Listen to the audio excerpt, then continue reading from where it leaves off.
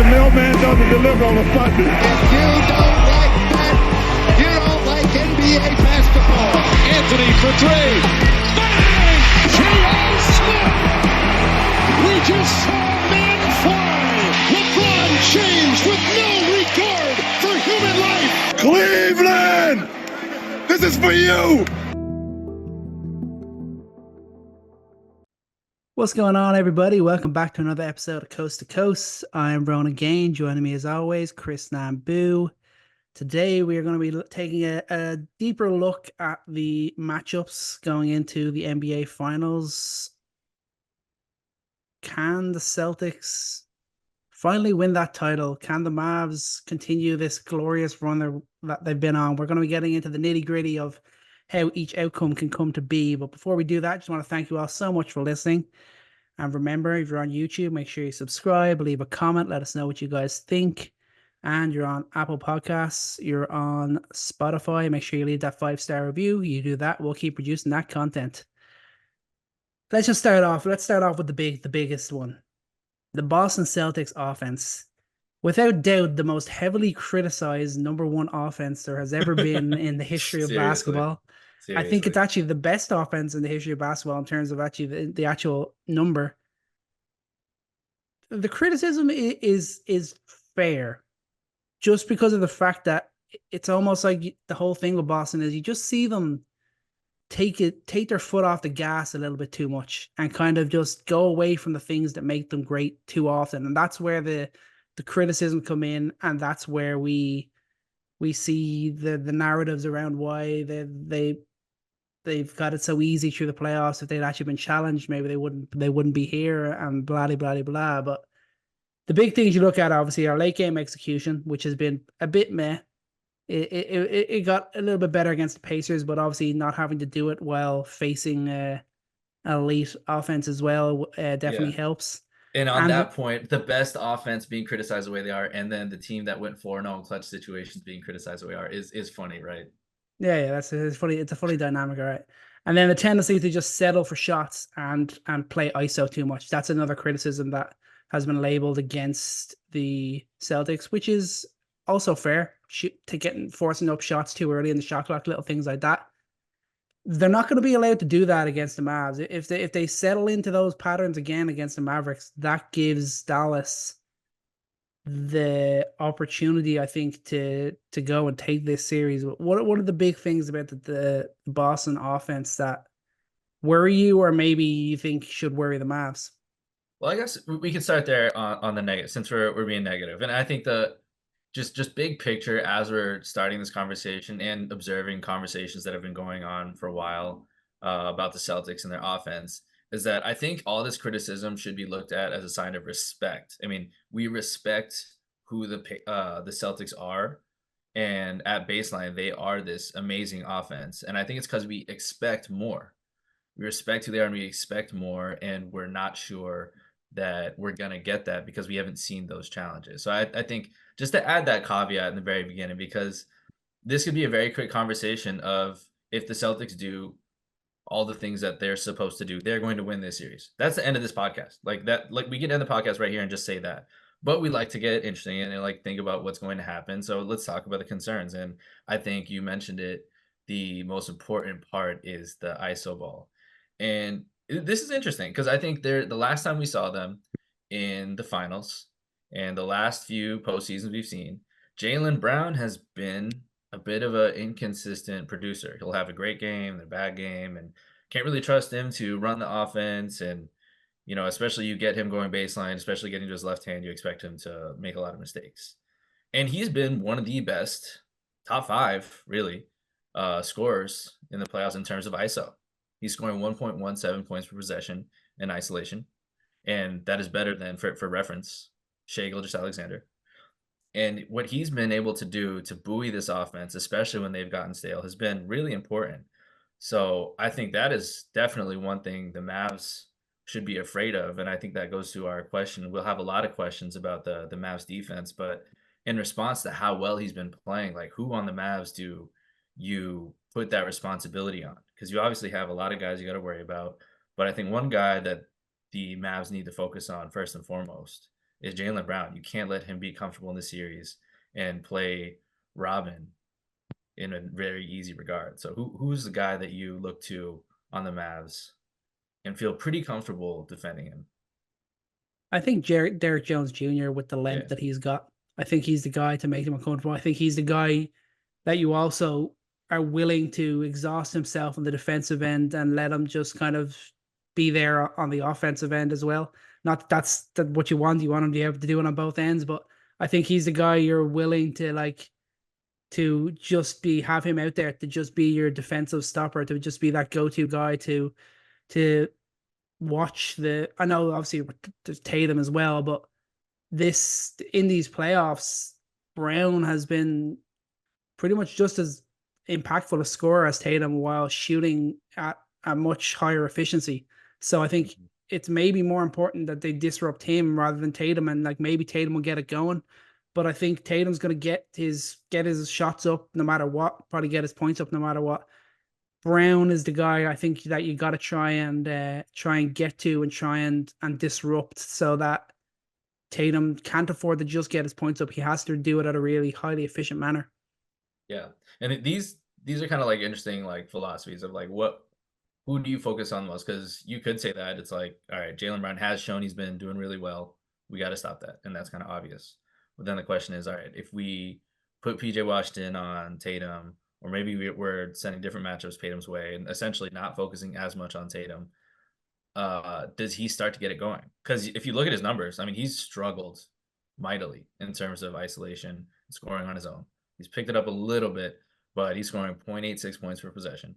And team offense run through those possessions leads to 39.4 effective field goal percentage. They're not getting to the rim, not getting easy shots, everything's tough. And, this is maybe a kind of a casual take kind of narrative, but if you want to make things complicated for the Celtics, maybe you do start to give Tatum some easy matchups and looks. Maybe you do want him to think, he's got to be the guy. You do want him to try to tap into that Kobe gene that's led to some of the dysfunction we've seen in the past. We've seen dysfunctional possessions where it becomes your turn, my turn basketball from Jaylen Brown and Jason Tatum. Stuff that they've got away from a lot of recent memory. But if you can get him there and you get him starting to take those pull-up shots, he's shooting 27% on pull-up threes. And that's going to lead into our conversation about how they attack Doncic and how they attack Kyrie, especially with Tatum, because Tatum's been their best playmaker, done a great job in the pick and roll, setting guys up, getting the offense going. But his offense in the pick and roll is not something that they can really be afraid of at this point. How are you facing Tatum in the pick and roll? I'd say the easy answer to that, if they're attacking Doncic, if Doncic is on Tatum, that's something where they're going to be very comfortable going under. Just let him shoot. See if he gets there. And that kind of just goes to the philosophy of, well, do you let their best guy get going early? And then that could spell the end of the finals if Tatum gets comfortable. Yeah, I mean, it's obviously interesting. That's always the question mark that you look at, how teams are going to attack a guy like Doncic. And Doncic, he's gonna hold his own, but at the same time, he is going to be the weak point at the same time. So he is a guy that the team are going to have to target. It'll be silly for them not to. You hope that he's going to have these few days off, going to be that little bit healthier, which means he'll play a little bit better defense like we saw him do in the first few games against the Clippers, and we kind of haven't really had to see it too much since then. So hopefully the break will do him justice, and he can get back into that mentality, get back into that way of not just being this offensive juggernaut, but also holding his own at the defensive end and not being a liability for his team, which kind of makes you feel like it's a much more even keel if they can't just go and attack Doncic every time and they don't have that really obvious weak point in their defense. Yeah. And I think one thing too is if they're mismatch hunting, and this is the tough part, is if your team is mismatch hunting, you're not getting the ball going, you're not getting your shooters, touching the ball, and you're just not getting your offense in motion. And that can be an advantage, especially when you think about Tatum, which is why ultimately I'm kind of leaning towards that as potentially being a strength if they start out that way. They start out just letting Tatum go one-on-one on Doncic. And it sounds like a very, controversial way to go about it. But if you think about it, think about all the possessions you have Ant cross-matched on Doncic. And you look at Ant get to the rim on Doncic, but really Doncic is funneling him right to Lively. He's funneling him right to DG. He's funneling him right to DJ. And those are intentional. And they obviously planned for, anytime he's cross-match, anytime he's on him purposely, like that's going to be the game plan. And then they can just recover on defense. And that's kind of where one of the big questions about comparing series and trying to find evidence for what is going to work. Is the Celtics offense just too good from a passing and perimeter shooting perspective? Because if you think about possessions where the ball lands in the hands of Nickeil Alexander-Walker, who had spurts of being a great shooter, he's not Derek White. He's not Drew Holiday. He's not battle-tested shooters. He's not Jason Tatum, Jaylen Brown. So the kind of guys that the Mavs were able to get away with, leaving a little bit open, rotating to and offering a little bit of a contest, that kind of might be a different story. And that could reveal itself in a big way early on. Yeah, I mean, in terms of like this finals matchup, I think you have to look at the way the Mavs dealt with the OKC Thunder more so than the way they had to deal with the Timberwolves. I know the Thunder, like you mentioned it when that series was going on, the Thunder were just shooting badly. It wasn't even a question of just the fact that the Mavs were defending that way and they were contesting their threes. They were also shooting badly on top of that. Maybe that's not something they're going to be able to rely on with this Boston team. If they're going to rely on this Boston team to shoot badly, that's a recipe for disaster. So the question mark then becomes, can the Mavs continue to clog the paint up, but also contest the 3-point shots from the Celtics better than they probably had to do against the OKC Thunder? Because look at the Celtics, Pritchard, Holiday, White, Porzingis, they're all shooting 40% or better on 3-point shots in this playoffs. Brown is actually shooting 37%, which is really good for him. Tatum and Horford have struggled, but they can also get hot in certain situations as well. So that's not really, you're not going to be overly happy leaving them open or anything like that. So I think this team is battle tested. The 3-point shot this year was insane. Most attempts, I think they were second then in percentage. They get the threes, they sling 3-point shots. And if you're going to rely on them to miss more than they make, that's going to be a mistake. Now the question becomes, they're going to have to spread out. Their bigs are going to get spread out by Horford and Porzingis. So what way can they combat that? What way can the Mavs combat the Celtics' ability to spread the floor and make shots at a better rate than they've faced so far in these playoffs? Yeah, and I think the answer to that is key. And I think it goes right to the last point you made, is the spread offense. And that's what the Celtics are so good at. They're so good at spreading out the floor, and teams react to it in a way that I don't think the Mavs will. And I think that's evidenced by the Thunder, how they defended Chet Holmgren, how they defended Jalen Williams. And, Jalen Williams had his 9-point spurts. He had his 11-point spurts where he came out on the floor and they're like, all right, shoot. And he did, and he made some shots. But it prevented Shea from getting too hot. It prevented from Jalen Williams, J-Dub, from getting hot, getting right to the rim. And the most important facet of this Mavs team, outside of Kyrie Irving and Luka Doncic and what they do on the offensive end, is their rim protection and rebounding. And I think that they will refuse from the beginning to be deterred by Al Horford shooting from the corner, even though he's shooting over 40% from there. They're not going to be deterred by KP coming. They're really gonna dare KP to be himself. They really are. And you're gonna see, I really believe they're gonna see DG and Lively have one foot in the paint at all times with them on the floor, ready to defend the rim, because you need to help out Doncic. And I think that's kind of the lesser of two evils, is if you allow Doncic to get too tired on defense, if you allow the Celtics to get their offense going, and you can't protect the rim, which is the one thing you've been elite at defensively this season, I think you've kind of already lost there. So I guess we get to there. Well, what's our confidence level right now in KP? And then this is So I'll just say, opinion thing. We don't know. Yeah, before we get into that, I'll just say finally, so your thing for the Mavs is don't overreact defensively, especially early on. And I think it has to be if Horford is going to get hot, they just have to live with that. They have to live with that. Yeah, They need, that's fair. and especially this goes right into defending Jaylen Brown as well. Jaylen Brown has, shot better from three, better for him. Has not really been taking a ton of mid-rangers, which is great for him. He's been eating in the paint, man. He's been shooting over 68% in the paint.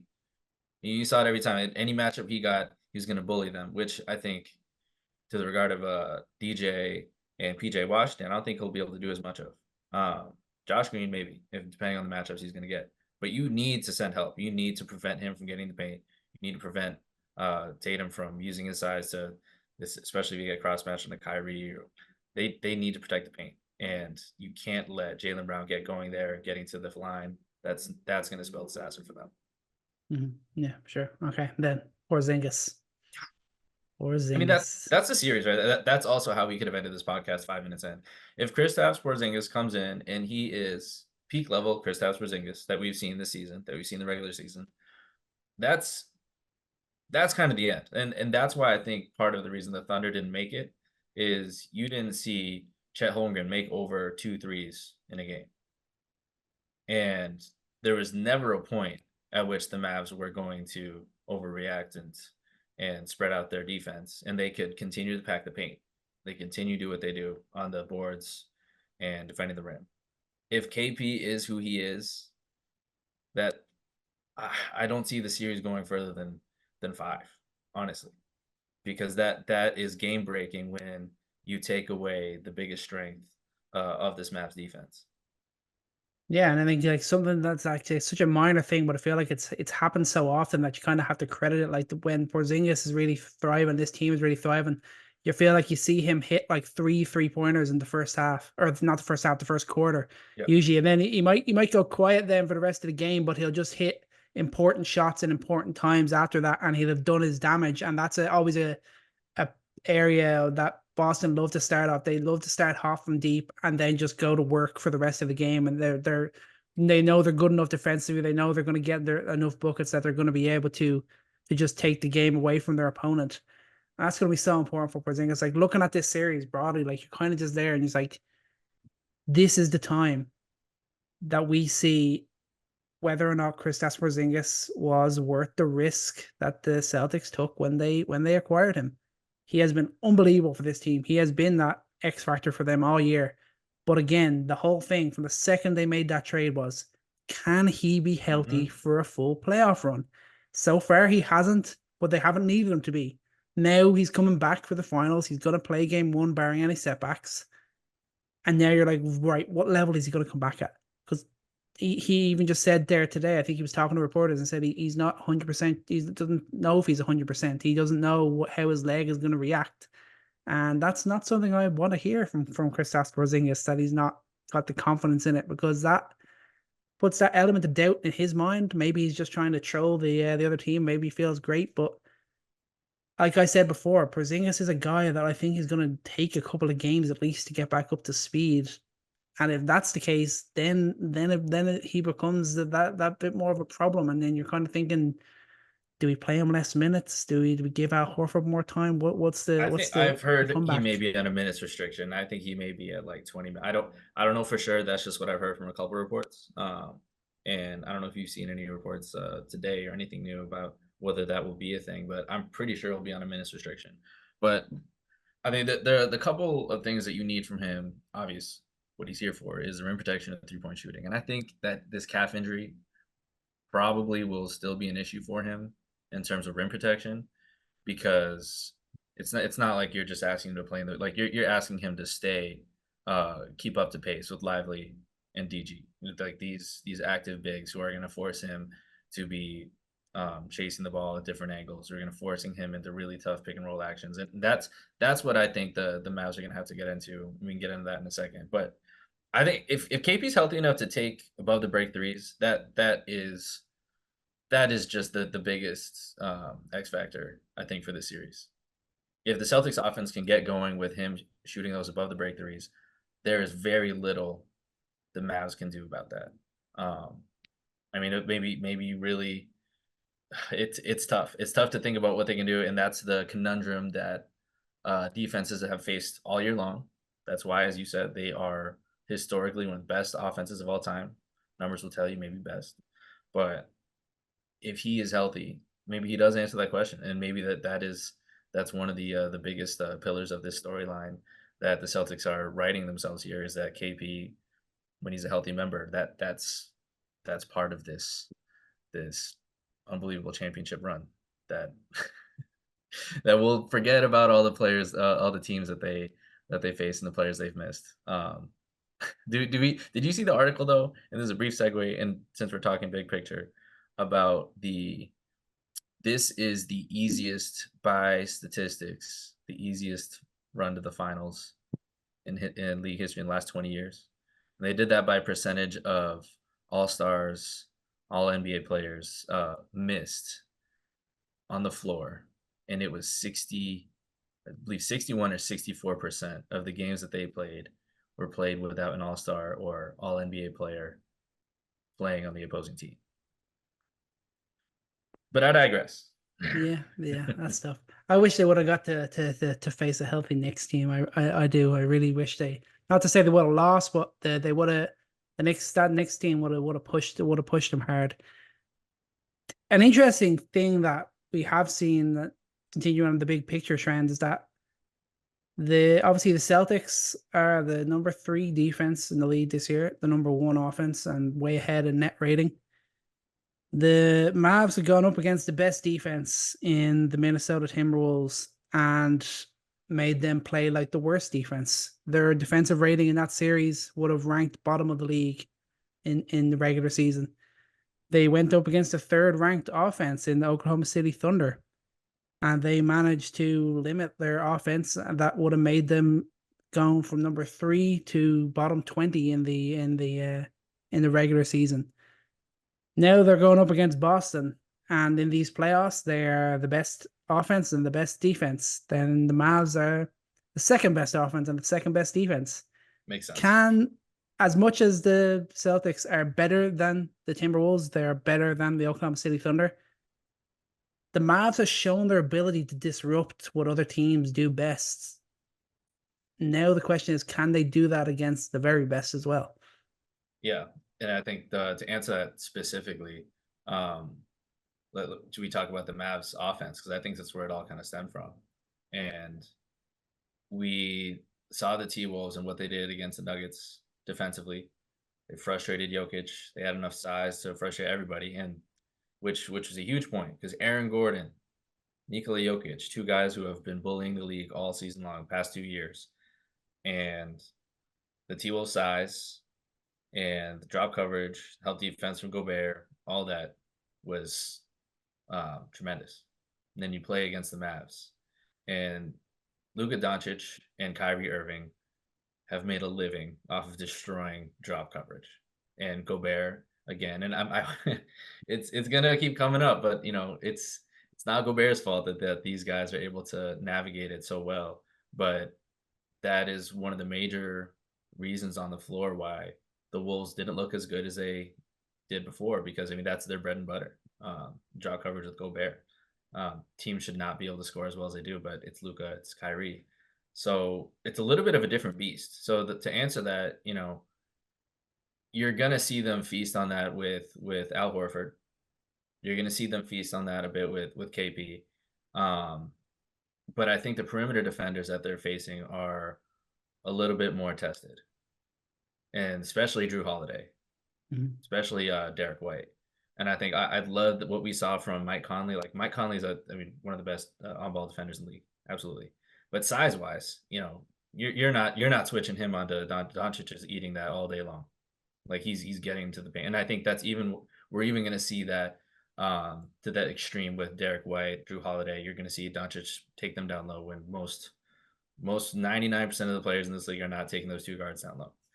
But it's gonna be a lot more of a struggle on the perimeter to win those one-on-ones, because I think that Celtics perimeter defense is a little bit better, and it's less predicated on the help defense of Gobert. Yeah, I think that's fair. Obviously, obviously you look at the kind of the team element of what the Celtics can throw at the Mavs, especially I think the Mavs or the Celtics effectively have four guys that they have no problem with being on either Kyrie or Luka Doncic at any time in their starting lineup. But I think also I don't think the Celtics are crazy about switches as well. So it's going to be interesting to see what sort of dynamic, what sort of kind of level ground they start out with in terms of who's guarding who and how often are they going to switch, how often are they going to try and fight through screens to avoid switches and little things like that. That's going to be an interesting element to see what Boston's game plan is going into the this matchup, because obviously all the talk is, and I'm of this opinion, if the Mavs can make this battle of the stars, they win this series. But if it comes down to who's the better team, I think the answer is the Boston Celtics. And I know that's such a broad thing, but It is. It's true. that's the area that the Mavs, that's the sweet spot they need to try to find. They need to try to make this a stars battle. They need to have them as clutch games, close games. And that's the key for them in terms of being able to come out on top in this series. Yeah.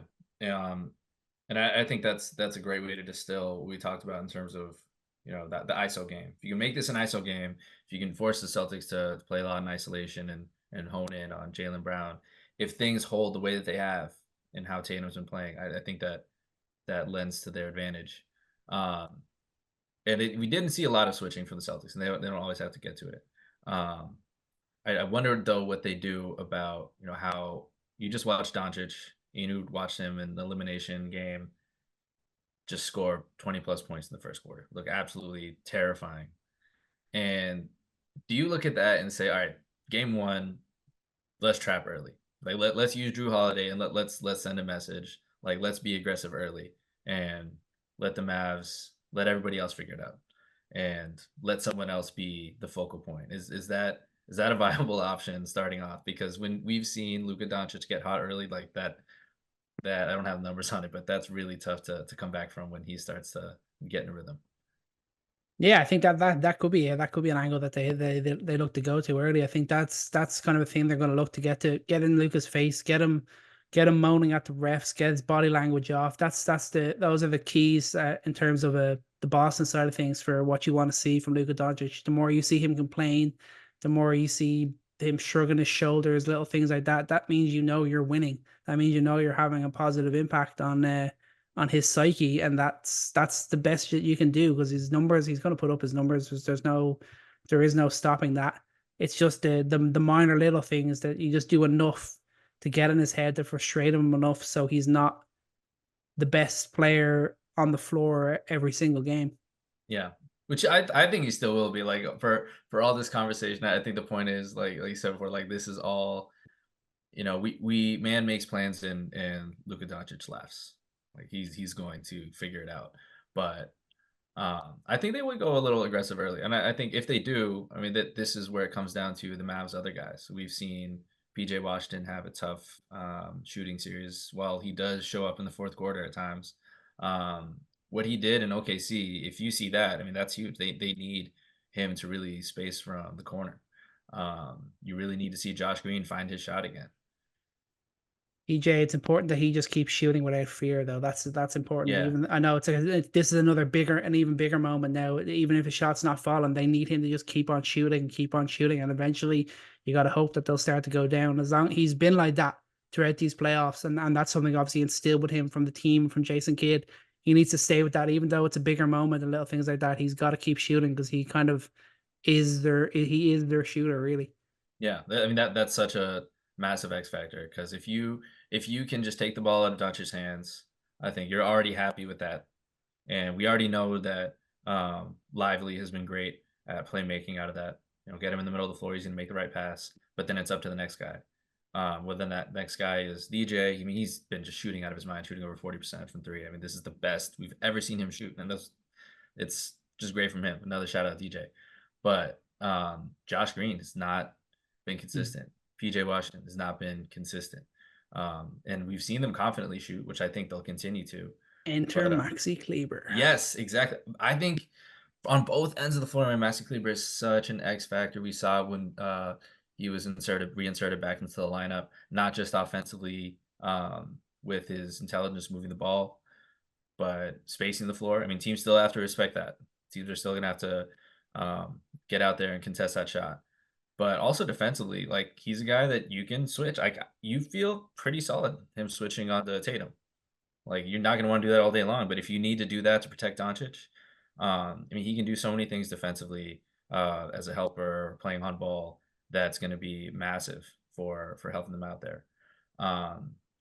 But I think on the switching front, if we see that from the Celtics, that kind of leads me to the next battle, which I think this might be the biggest battle of the series. But the glass. Yes. Mavs. Yes. How many times, like this whole Dallas run, you can just picture the amount of offensive rebounds they've gotten from everywhere. Whether it's Josh Green flying in from the wing, whether it's Daniel Gafford flying over Karl Anthony Towns, whether it's Lively flying over everybody, they've found ways to get back taps and find every which way to get more possessions. And then the other end of that, the Celtics are tied with the Pelicans, who did not have a very long playoff run. But in terms of opponents' second chance points and percentage and defensive rebounding percentage, they've been the best. So on the front of elevating your game and facing the best, both teams are going to be battling the glass in a way that I'm not sure who's going to win it out. Yeah, that could be absolutely crucial to who comes out on top in this series. So throughout the whole playoffs, the Mavs are slightly averaging the most offensive rebounds per game. And then the Celtics are slightly averaging the most defensive rebounds per game. The Celtics have been the best rebounding team in the league this season. The Mavs were able to out rebound the Wolves, which is obviously big because they have a lot of size. They out rebounded the Thunder, which obviously isn't overly impressive. But that's going to be such a vital battle. And I don't know if it the fact that Jason Tatum is leading the team in rebounds. I know he's just a good rebounder, but the fact that he's the one who's leading the rebounding for them makes me believe that there might be some sort of area that the Mavericks can expose there. Potentially. And then I think too, if the Celtics are getting into switching and then you're getting bad matchups on the boards, maybe you got the shot that you wanted on the defensive end, but then you got a small on a big, and we've seen the Dallas bigs really get into the paint and get dirty there and be able to get those offensive boards. So I think that kind of intertwines there where the Mavs will not only be able to counter the switching with the ball movement, but also be able to counter it with rebounding. And if they are able to win those are the margins where I think that the Mavs are able to kind of fight their fight. As we stated before we started this podcast, this is more so a strategic conversation about how do you beat the best team in basketball, the most perfectly constructed team for the finals, honestly, right now. And it's kind of on those fronts is can they take advantage of what the Celtics throw at you defensively, and then can you take advantage of the boards, two things you've been good at, and can you still keep doing what you're doing defensively? But I think the thing is with the Celtics, though, when it comes to responding to the greatness of Kyrie and Luka, is they've got so many weapons defensively, and they have so many looks that they have not even gotten to, and we haven't seen them need to switch a ton. We haven't seen them need to play any zone defense. We haven't seen a bunch of that. And I mean, zone is something they can definitely go to. If they're zoning up, they're not going to be overly worried about the Mavs shooters if the Mavs are just getting too much in the paint. They're getting too many drives to the rim. You got to take that away somehow. And we just haven't seen them get to that level. So I think like overall it's going to be such an exciting watch to see how it unfolds, because we're going to see layers of the Celtics defense that we haven't had to see, and we're going to see layers of the Mavs offense repeat itself, because I mean they've had just the toughest road there. We've had to see different iterations of pick and roll. How many different iterations we've seen? We've seen just the side out pick and roll. We've seen the Spain pick and roll. We've seen double drags. We've seen so many different things that Luka's been able to get to. And if there's any team in this league that could potentially slow him down, I mean, it's going to be the Celtics, right? I mean, it has to be. Yeah, absolutely. And like we've seen him have moments in these playoffs where where he struggled. He struggled at times majorly against OKC. We also saw Kyrie have his struggles against OKC as well, where they also had a lot of guys that they could throw at the two guys. Like obviously Lou Dort did a lot of the work on Doncic, but they had other guys that were able to play strong minutes against him and Kyrie, and it disrupted them. And that's something that I think the Celtics could easily do as well. It's been a while since the best team has lost in the finals. Would it be fair to say the best team has won the NBA Finals every year since the Cavs in 2016? Would that be a fair thing to say? Excluding 2019 no, because absolutely. of the injuries. No, that's fair. That's fair. And then you'd argue back then it's like the best player of the series won the finals. Yeah, like and does that then hold true? Is that a statistic that we miss? Is quote unquote the best player gonna be the answer? Yeah, that's kind of the interesting anomalies of this series. That's what it's like. We've got this. Obviously, they're not as great as that Warriors team, and they're still by far the best team in the regular season this year. They've absolutely sauntered into the finals. Like the only questions you have on them, can they get away from it being complacent at all? That's the thing. They're going to show the growth. I think we're going to see a lot of growth from what we saw in their finals appearance in 2022.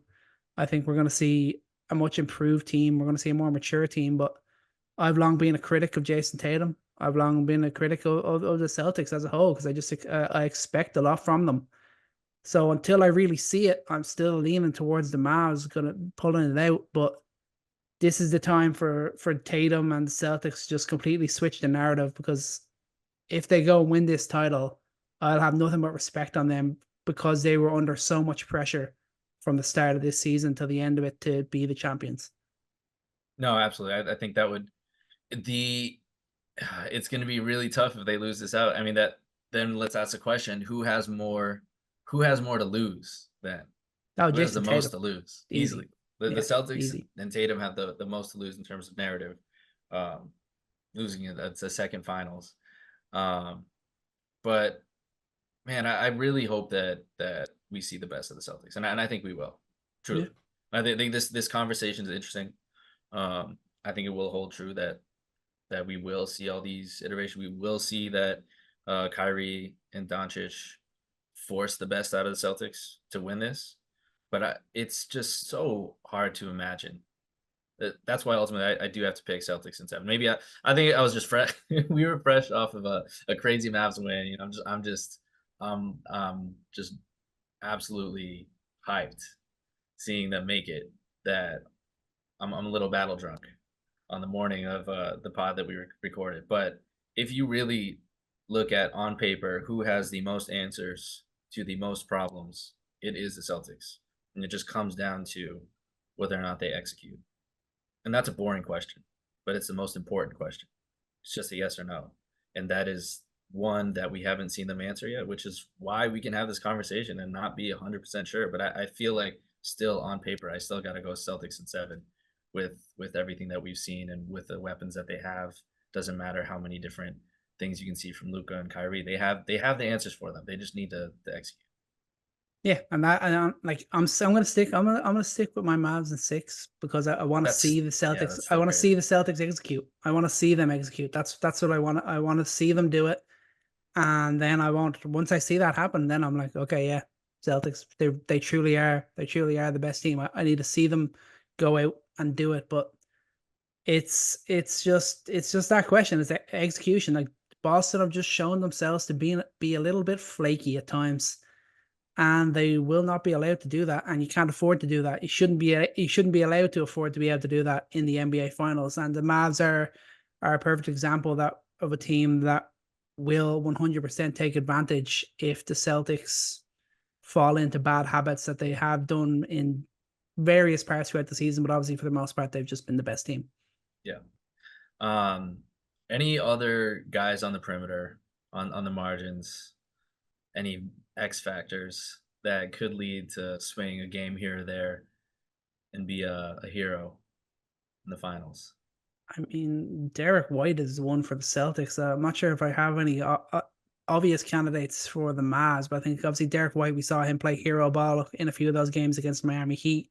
He can just get red hot from deep, and that's like another big thing. Like the you have a lot more faith in the Celtics role guys delivering consistently than you probably would. You still kind of have the question marks about the likes of Derek Jones Jr. and PJ Washington really continuing to step up like they have been doing. But yeah, I think Derek White's obviously he's a pretty obvious one. Pritchard as well.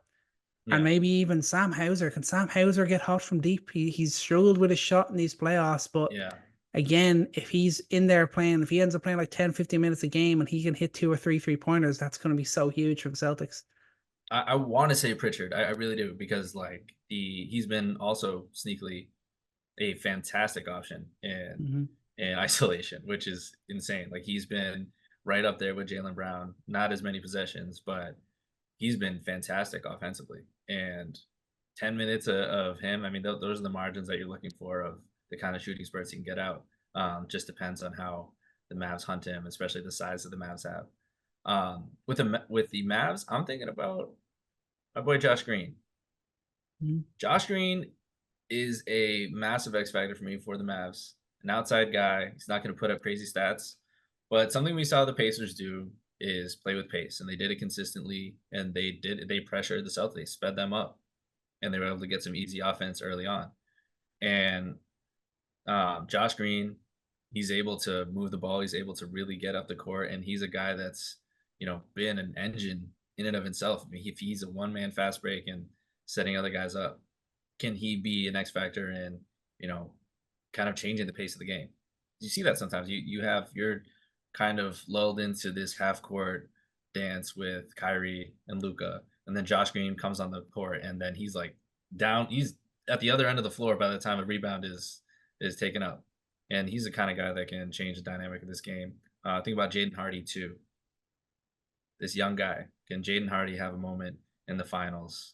We've seen him have a couple moments in this last series, and he's been big for Jason Kidd in the minutes that he's had. I'd be excited to see him do some important things here too. Yeah, it's going to be interesting to see if he continues with Hardy from the start, or maybe if he flips it back over to Tim Hardaway Jr. Because Hardaway Jr. is obviously he's struggled a lot in these players, but he is a guy that can get hot. I mean, we saw that moment he had against the Thunder where he hit a quick 10 points, and that made such a big difference for them in that game. So I think he is a guy that can get hot. So it's not I don't think you can rule it out completely, but it's going to be interesting to see if that switch stays as is. In terms of the series as a whole, would a question that I've seen is forcing Kyrie to win the series. Do you think that's an area that the Celtics can afford to try for? Just shut down Doncic as much as they possibly can, make Kyrie go out and win it for them. Is that an area that they could expose, or do you think that'd be a mistake? Allowing Kyrie to go one-on-one with less help would be disaster. Like unmitigated disaster. For all we said for Doncic, we've not talked much about Kyrie. We've seen Kyrie get back into his zone and had a tough game. Had a couple tough games at the end there, but we've seen how hot he can get. We've seen that he's really been able to be the superstar next to Doncic. Like he's been able to get back to that level. We've seen him be in takeover mode. And if you don't think that he's going to take it an extra level in Boston, and yes, I think he's over that. I think we're over that. We don't have to like rehash that whole thing, but I think we're going to still be able to see another level from him. And if you let him just get in rhythm and get off to a hot start, I don't think that's something that you can allow either.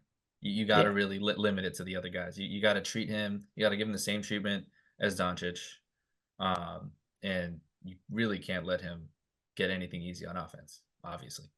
Yeah, absolutely. I think I think in terms of scoring, like he can do just as much damage in terms of scoring as Luka Doncic can do. And like in 13 finals games, he averages just under 28 points, shooting 46% from the field and 38% from deep. Like the moment does not phase Kyrie playing in the finals. That's where he really thrives. So yeah, I think that that's definitely true. It would be a mistake to force him to win the series so much different if they were playing like the Timberwolves and it's like you stop Ant and make Cat win the series. Like, yeah, I think that'd be fruitful for the team. But Kyrie and Luca are a completely different beast. So I think, like you said, you got to show them a similar levels Yeah. of respect. Yeah. And thinking about like the teams that they've faced, like they've not had Siakam was able to get to his shots in the mid range pretty solidly.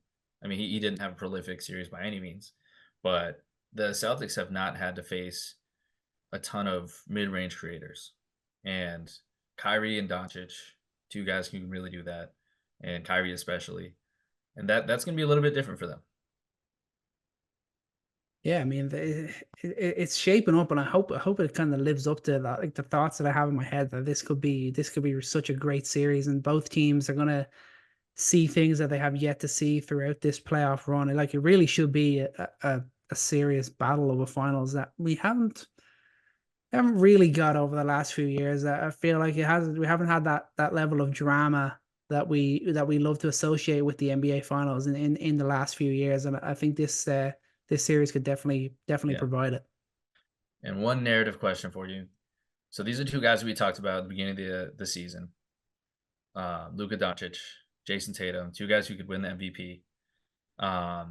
Obviously they don't get there. Luka was getting pretty close, but now they face off in the finals.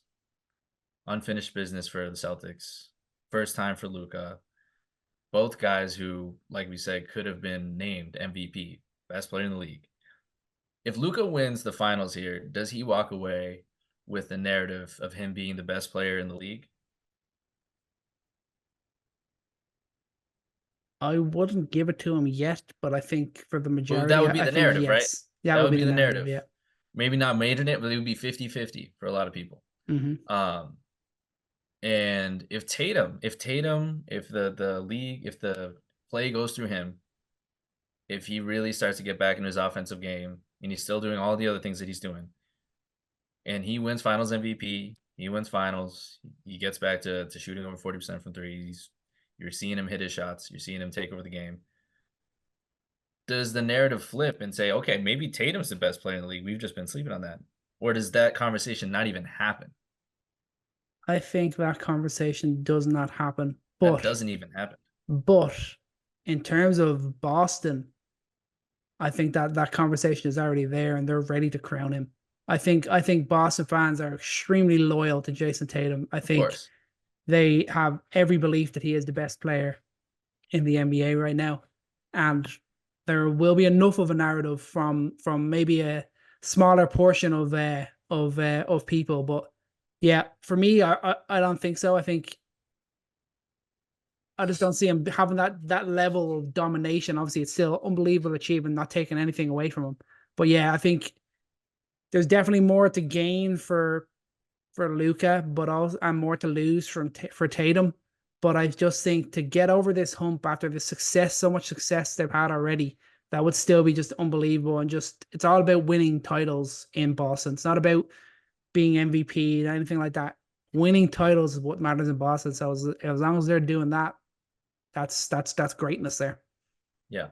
I brought that up to think about the narrative as a whole and to think about how Luka's really been protected from some of his deficiencies over the past few years and his leadership over the past few years, his fitness.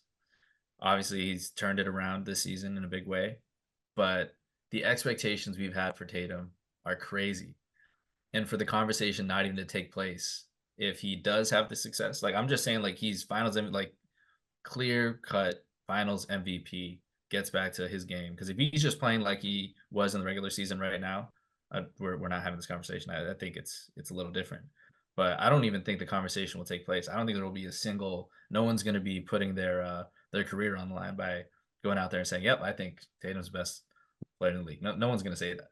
And I think that's crazy from the amount of success we've seen from the growth we've seen from him as a player, the leadership, that what he does on the offensive end, not just shooting. Yeah, he's not shooting great right now, but the facilitating he's had, what he's done on the boards, he's leading the Celtics on the boards. His defense, he's way better two-way player than Doncic. I think that conversation at least needs to take place.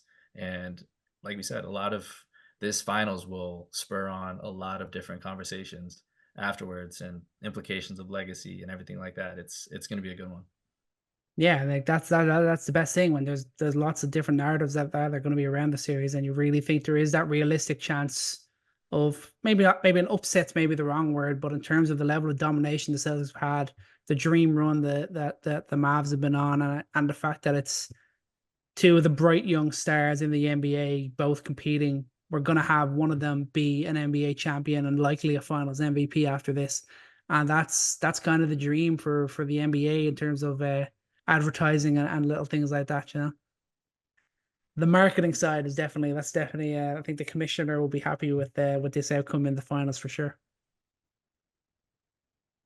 So I think Adam Silver will be very happy if the Celtics win their 18th, and they will be the leading franchise in the league, passing up the Lakers. And the Lakers, I think it'll be a while before the Lakers even sniff it. They won't come close.